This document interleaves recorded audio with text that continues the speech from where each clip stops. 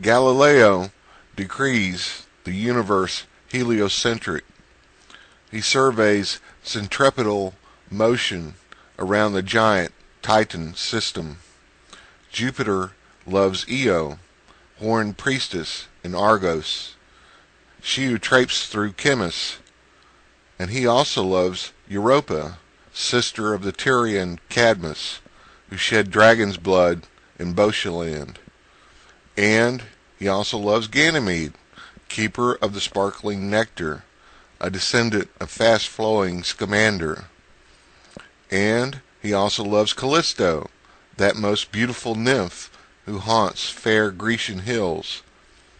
Cosimo laughs at the stargazer's lunar pun, and new distant Etruscan moons flop from out Italian seas at sunrise.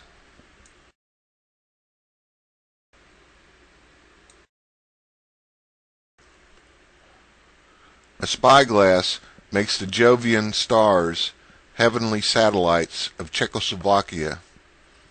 A mathematical inspiration occurs in Bavaria. An equilateral circled outside must be a ratio of orbit from the Sun. Kepler establishes the optical part of astronomy with a superstar. New science follows De Stella Nova. Planets orbit the Sun in an ellipse. The solar tangent of a planet arcs over an equal area during equal intervals. The square of a planetary year has a harmonic proportion with a cube of its distance. The approximate ratios of planetary orbital areas are equivalent to 5 solids nested and inscribed within spheroids.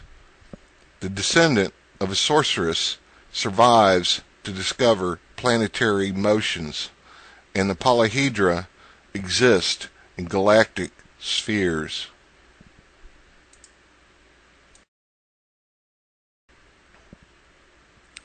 A metaphysician, a necromancer, and a sorcerer open the cave of the Magus.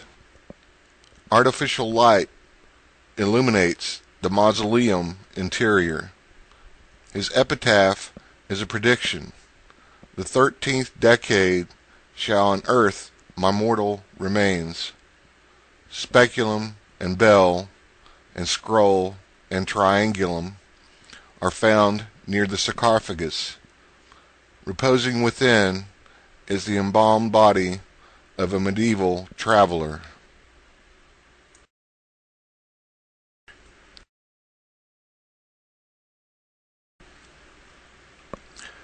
Theos et Geometrae. From the hedgerows round La Haye, Châtellerault, came the future astrologer, arch-numerologist of Apollonian ratios, his quiver medicinal for those bled by Galen's followers in last years of plague. The lonely ghost of Aristotle wanders the halls with his ruler and compass. The soul of the king resides in a chapel urn. His royal monogram silently adorns the gate beyond the castle moat. Arithmeticae, musicae, geometrae, spherica.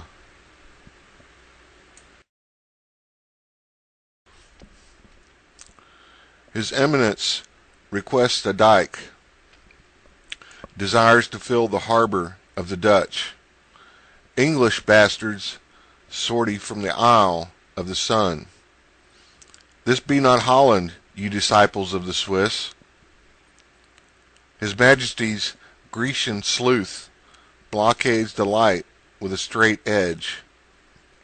A mathematicos estimates the height of Kehephren using a stick and a shadow, while someone shouts, "Eureka!" from the shower. Cartesius argues postulates aboard a golden Tuscan galley, entertaining Louis as the Huguenots attempt to sing.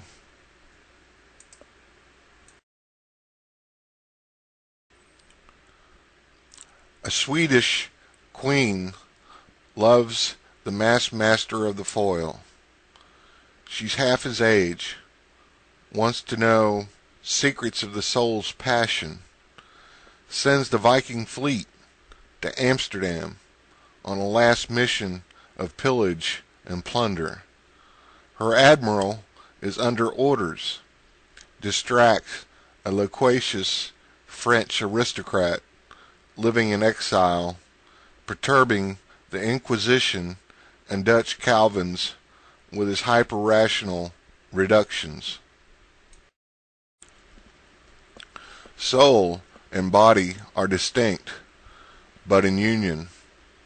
Heart is seat of passions, 6 in number, and she admires the old and reticent philosopher of the elements.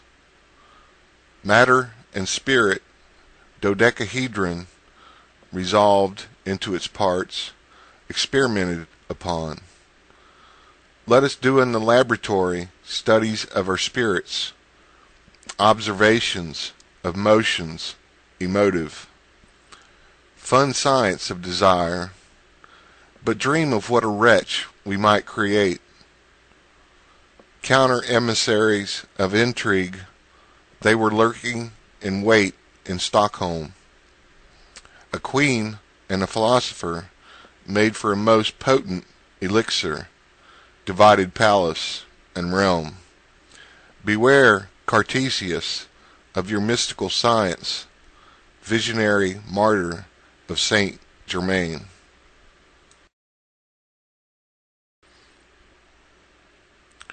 Everything is in motion. Matter is, as well as spirit. Form is not substantial. Form is disposition.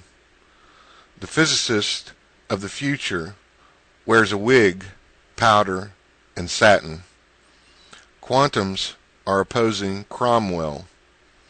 God save the king and queen. Heraclitus and the great flux of material, like waves, wash a beach through the centuries. Same beach, same waves, over a bather's body. The sun is the dream, the one unity out of reach. Forms of disposition give the chaos its fluxion. Perfect is pure, solid, and subtle, and unchanging, and the complexly simple. Matter is flux and movement, motion of bodies and galactic vortices, so above, so below. Spirit is pure and perfect also, only with the motion, like body's material. You can do universal architecture with a metric ruler, or a more modern version, a la carte. The elements were originally solids in the beginning, dawn of civilization, before the great devolvement into matter. Now they have taken on complexity, become filled with some sort of subtle stuff. Cartesius hypothesized them in the interstices of bodies and minuscule absorbing pores or ducts.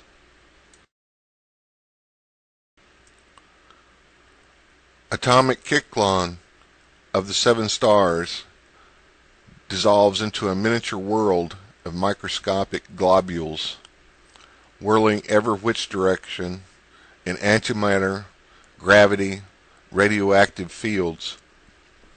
Science has advanced to theology once again, having reached the limits of being. The primeval notions of Cartesius find a modern heaven or hell in the technologic wizardry circuitry of subnuclear innate thought factories. Molecules of thing combine in structures, their shapes resembling those first bodies discovered so many eons ago by funereal priests of Atum. Ra, the sun god, whose temples were halls made of reeds and flower stems, gathered from fens of eternal Nile, giant altars bright with myth, dark radiance of zodiac night. Air, earth, fire, and water and spirit, forms of existence seen through math by priest and scribe and pharaoh. A sacred dimension was known in the day of the Aten worshippers, and handed down to tripping Greeks in Lower Egypt, land of the cobra, whence, because of a few metric sorcerers, we have been given an antique gift, magic Heka, secret powers of thought and number, that raise great mountains of stone. Now silent, these tombs safely rest beside a sleeping lion, near the ever-surging waters of Chemis.